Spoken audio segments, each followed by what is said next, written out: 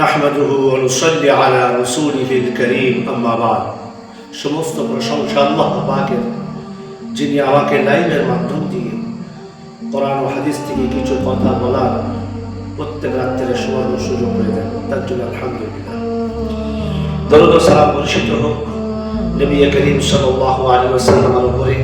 আল্লাহুম্মা সাল্লি আলাইহি আল্লাহুম্মা বারিক আলাইহি। প্রিয় দর্শক, গতকালকের মতো আজও লাইভে চলে আসলাম। আজকে যে বিষয়টা নিয়ে আলোচনা করব সেটা হলো উম্মতের প্রতি নবীর দরদ, উম্মতের প্রতি নবীর ভালোবাসা। প্রিয় দর্শক, আমি আপনাদের বলেছিলাম আমি বিভিন্ন বিষয় নিয়ে ইনশাআল্লাহ আলোচনা করব। আজকে আমার মনে হয়েছে যে উম্মতের প্রতি নবীর দরদ কতখানি ছিল এ বিষয় নিয়ে আলোচনা করার।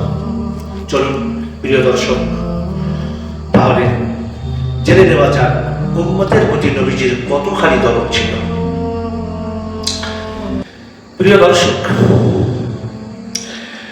একদা হযরত জিবরাইল আলাইহিস সালাতু ওয়াস সালাম নবীজির কাছে আসলেন বিষণ্ণ চেহারা নিয়ে, মুখখানা মলিন। ইতিপূর্বে এরকম চেহারায় নবীজি কখনো জিবরাইলকে দেখেন।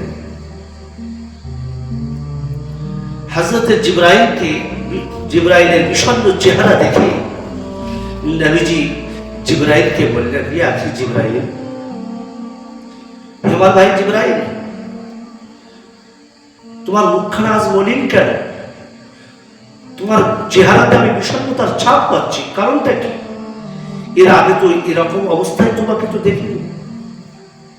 জিবরাইল বললেন, ইয়া রাসূলুল্লাহ, একটু আগেই জাহান্নাম থেকে এসেছি।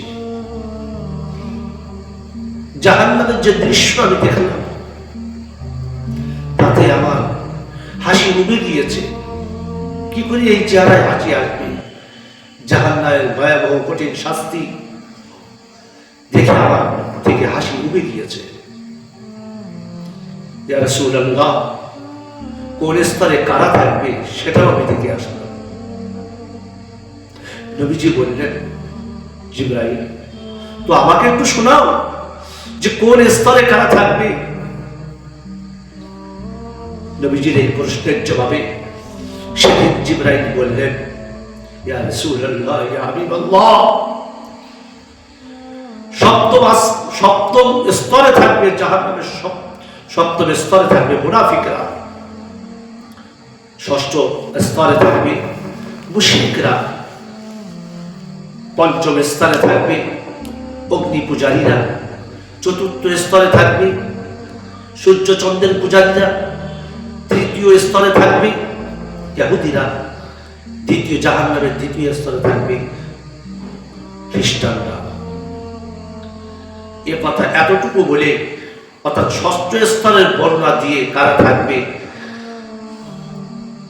এই পর্যন্ত বলে জিবরাইল চুপ হয়ে গেলেন। নবীজি বললেন, জিবরাইল, তুমি তো 7টা স্তরের কথা বলেছ, তো সপ্তমের কথা বললে কারা থাকবে? ষষ্ঠের কথা বললে কারা থাকবে? পঞ্চমের কথা বললে কারা থাকবে? চতুর্থ স্তরে কারা থাকবে সেটাও বললে, দ্বিতীয় এবং তৃতীয় স্তরে কারা থাকবে সেটাও বললে, কিন্তু প্রথমে কারা থাকবে সেটা তো বললে না জিবরাইল। জিবরাইল বললেন, ইয়া রাসূলুল্লাহ, ওটা আমি কেমন করে বলবো? ওটা বললে আপনি অস্থির হয়ে যাবেন, ওটা বললে আপনার মুখখানা মলিন হয়ে যাবে, ওটা বললে আপনি দুঃখের সাগরে ভেসে যাবেন। রাসূল বললেন, জিবরাইল, আবার যাই হোক না কেন, আমাকে বলা লাগবেই প্রথম স্তরে কারা থাকবে, তোমাকে বলতেই হবে, তা না হলে আমি এখান থেকে এক পাও সরব না।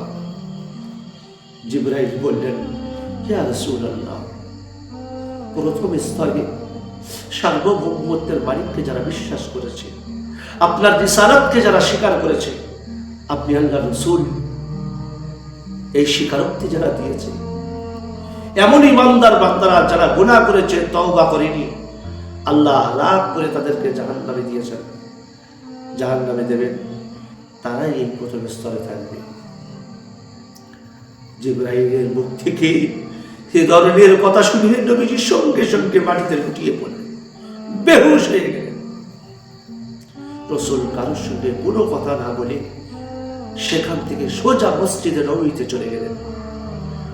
2 রাকাত নামাজ আদায় করে এরপরে তিনি ঘরে প্রবেশ করলেন, হুজরা মুবারকে প্রবেশ করলেন। আপনারা কম বেশি শুনেছেন আলিম ওলামাদের মুখ থেকে যে রাসূলুল্লাহর হুজরা মুবারক মসজিদে নববীর সঙ্গে পরিপূর্ণভাবে লেগেছিল। তিনি যদি হুজরা মুবারক থেকে পা দিতেন তো মসজিদে নববীতেই পা দিতে পারতেন, একদম মসজিদের সঙ্গেই লেগেছিল হুজরা মুবারক। নবীজি হুজরা মুবারকে প্রবেশ করলেন, একাধারে ওই হুজরা মুবারকের ভেতরে নিজেকে দিন আবদ্ধ করে রাখলেন। কোন সাহাবী তাকে দেখতে পাচ্ছে না। ভাবুন একটা বার, যে নবীর চেহারা না দেখলে সাহাবারা অস্থির হয়ে যেতেন, সেই নবী আজ 3 দিন ধরে একাধারে হুজরা মুবারকে নিজেকে আবদ্ধ করে রেখেছেন। কি কারণে? একটু পরেই বলছি প্রিয় দর্শক, কি কারণে। প্রিয় দর্শক, সাহাবাদের মধ্যে অস্থিরতা দেখা দিচ্ছে। নবী কোথায় গেল? আমরা নবীকে দেখতে পাচ্ছি না, অস্থির। তারা নিজের জীবনের চাইতেও নবীজিকে বেশি ভালোবাসতেন। আমরা অস্থির হয় না? কোন মায়ের সন্তান যখন বিদেশে পাড়ি দেয়, সন্তান মায়ের জন্য অস্থির হয়ে যায় অনেকদিন না দেখার কারণে। হয় কি হয় না প্রিয় দর্শক? বলেন হয়।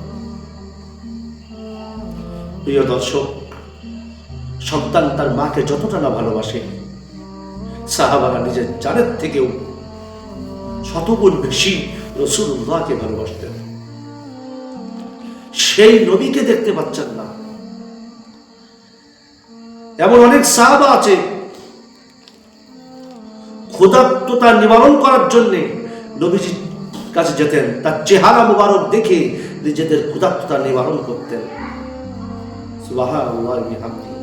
কিরকম চেহারা ছিল যে সাহাবাদের খিদে লাগলে, ক্ষুধার্ততা গ্রাস করলে নবীর চেহারা দেখলে ক্ষুধার্ততা নিবারণ হয়ে যেত।